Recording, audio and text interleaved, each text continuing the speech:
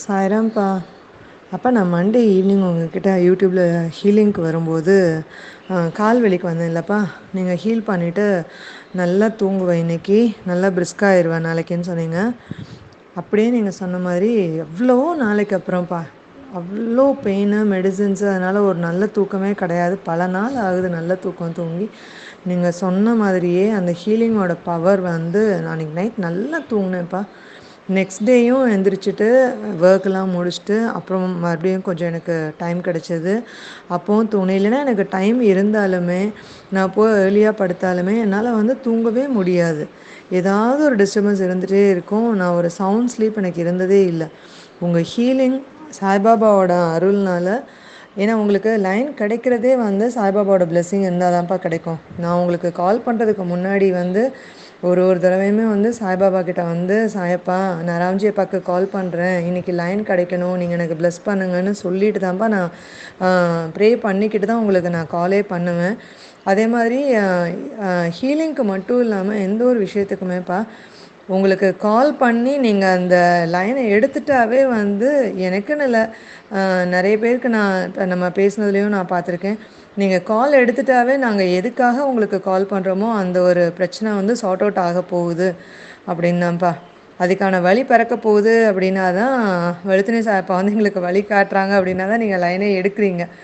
அப்போ தான் எடுப்பீங்க, நான் பார்த்துருக்கேன்.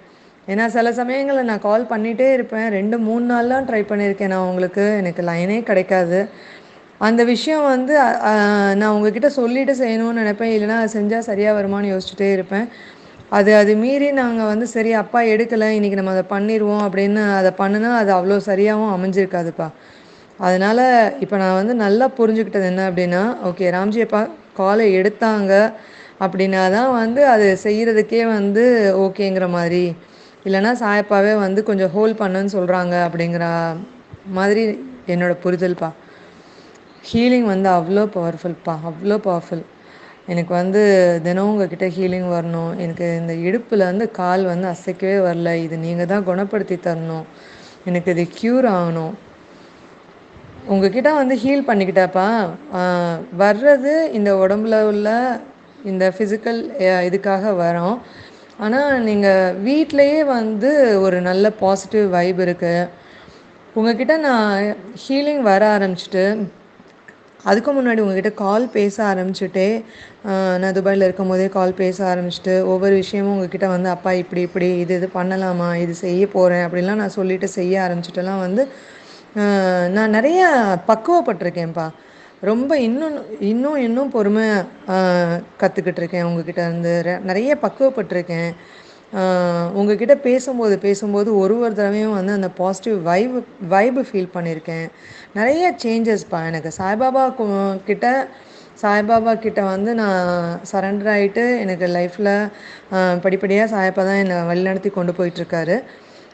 எப்போ வந்து ராம்ஜி அப்பா எனக்கு தெரிய ஆரம்பிச்சு நான் ராம்ஜி அப்பா கிட்ட வந்து பேசி அதை என்ன சொல்கிறது, ராம்ஜி அப்பா கிட்ட பேசி இதெல்லாம் செய்யலாமா வைக்கலாமா, இந்த மாதிரி உடம்பு இப்படி இருக்குது எல்லாமே உங்ககிட்ட வந்து சொல்லிவிட்டு உங்களோட ஒரு இதில் அதை செய்யும்போது